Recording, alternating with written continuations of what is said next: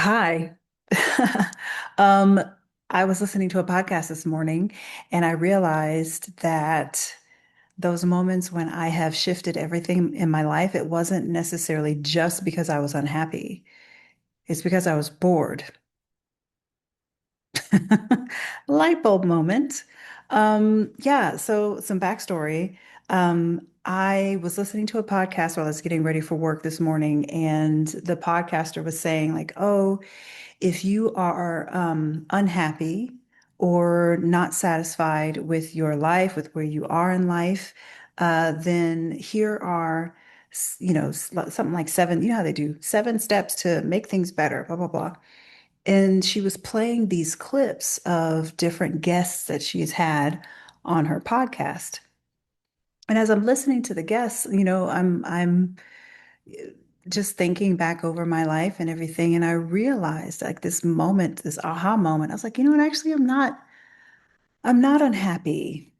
I'm listening to what they're saying, and it doesn't match what I have felt over the past few years. It's not unhappiness, it's boredom. So when I was 38 years old, I was diagnosed as neurodivergent, and that diagnosis was helpful. It helped me understand certain aspects of how my brain works, why I need certain things like noise canceling headphones, why I see things a certain way, why when I was younger, I felt like it was difficult to like deeply connect with other people and feel understood. And so in those ways, that diagnosis was really helpful. But, like I'm still learning what it takes for me to stay regulated. And it's, yeah, like I'm in my early 40s. I just got that diagnosis at 38. Like I'm spent most of my life feeling like something was deeply wrong with me. And, while I do have this puzzle piece, I'm still learning how to work with it. Um, and so like learning the difference between genuine unhappiness and shifting certain things in my life, starting projects and not finishing them, doing all of these things to keep myself stimulated it's actually coming from boredom and not like this was a mind like a moment where my mind was blown. So this kind of like reminds me, like this whole boredom thing reminds me of um, something that was kind of going around on TikTok a few months ago. People have been creating TikToks about, oh, whether or not your boyfriend is a loser. And then I saw posts about like whether or not your friends, the people you hang out with, are losers and what to look out for. And then there was one TikTok, and the creator was a woman. And I think she said it was specifically for women. Just like, ladies, this is how to tell whether or not you are a loser.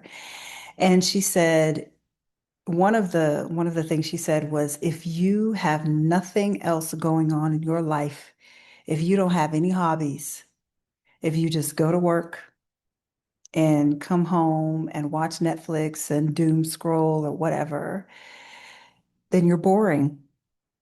You're boring. You're a loser.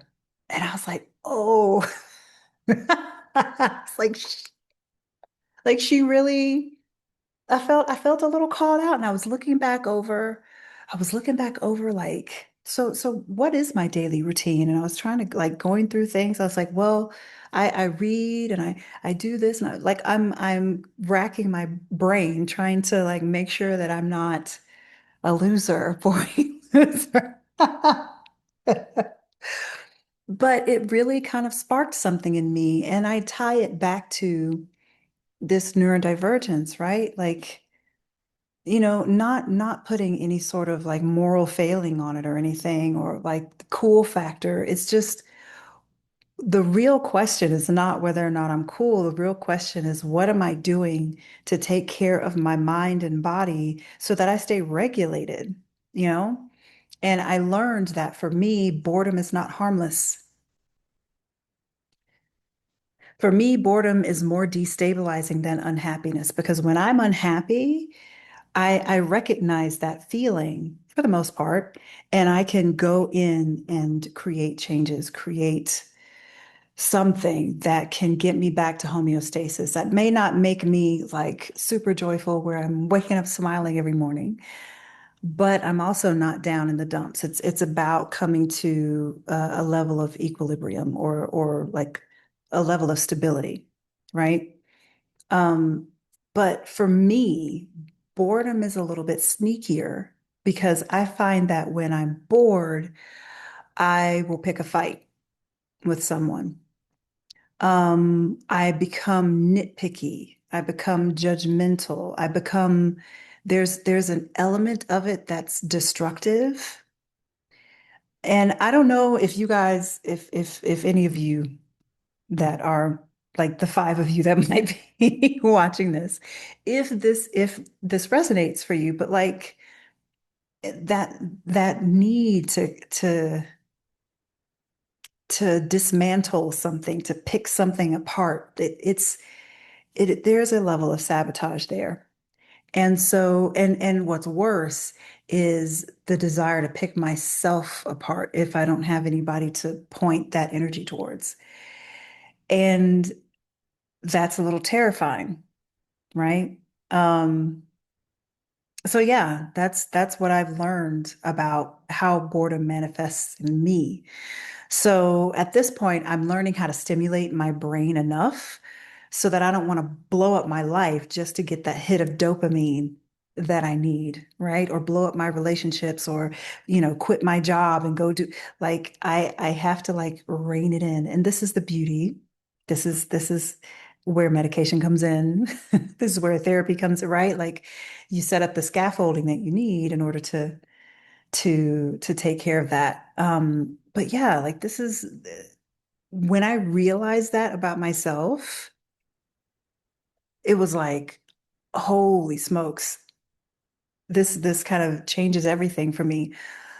So I guess I want to say I'm learning that boredom is information, right? Just like every other feeling. And there is a place for it, especially if you're creative.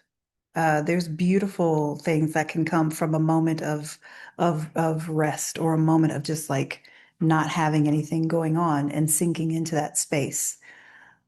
But I've learned that for me, if I let it go on too long, if I don't shift my routine in healthy ways, if I don't give myself the mental stimulation that I need, I'll find myself looking for it in ways that are not healthy. And so that said, like I want to for myself um differentiate between like busyness and like real stimulus. Like it's not the point here is if you're bored, go do something. That's not really the point. Um, for me, the point is engagement, like finding healthy outlets that I can put my whole self into, all of my energy into, and that are going to be healthy for me and give something back to me, right? Like for example, like this challenge is difficult, it's stimulating, it's like I'm having to figure out what I'm going to say every day. And it's so funny because like some days this is day 3. I had originally had a completely different topic I wanted to speak about today, and then I changed it at the last minute because I listened to a podcast that gave me, um, a a light bulb moment. And so, yeah, like my focus on this particular project is allowing me to learn how to be a better orator, learn how to speak on the fly, learning like working the muscle of recalling words and recalling thoughts based on a couple of notes. I want to get better at that. And this is a way to do that. It's a way to revive my YouTube channel. It's a way for me to learn about myself, learn about my aunt. Like there's so many things that this challenge is giving back to me. And so I look at this as some of that brain stimulation that someone neurodivergent like me really needs. And so the work is not just about being busy for busy's sake. It's about paying attention, right? And also like not judging yourself and not judging your boredom. And I hope that, what I've just shared does not make you feel bad about it. That's not the goal. This is not to sit here and say if you're bored, you're a bad person. What's that old saying? Like idle hands are the devil's work. I hate that saying so much because it actually does make boredom or quote unquote idleness seem like a moral failure when it's not. It's a part of being human. Um, but the goal here is to pay attention, to listen to it, to pay attention to yourself and be willing to, before you run off and just go do something for the sake of doing it, like I have done many, many times, to sit back and listen and say, okay, what do I need in this moment? And how can I meet that need? So, my question, are you like me? Are you like still trying to figure out how to take care of your brain and your body due to a late diagnosis of ADHD or other neurodivergence? I would love to hear from you because I'm still learning how to set up systems for myself um, that will take care of my brain as I age. Um, there's so many different things that I'm thinking about, like because I'm in my 40s, also like I'm at the beginning of perimenopause, and the changes, the fluctuations in your hormones can affect how your ADHD meds work. I just learned that a couple of weeks ago. I'm like, cool. That's good to know. So yeah, like if this is something you're experiencing, um, I would love to hear from you. How are you taking care of yourself? Because I need pointers. Yeah, if you're new here, my name is Siobhan. I'm a 40 something Black American woman who talks mostly about solo travel, living abroad, and all of the things that affect that experience. And my goal is to encourage women, especially Black women, to travel more, to get outside, to experience the world, to expand their world. And right now, I'm doing a 30-day challenge to post on YouTube every day. My commitment is 30 days, but we'll see. I might try to do more. And yeah, if you got something out of this video, give it a thumbs up, and I will see you tomorrow.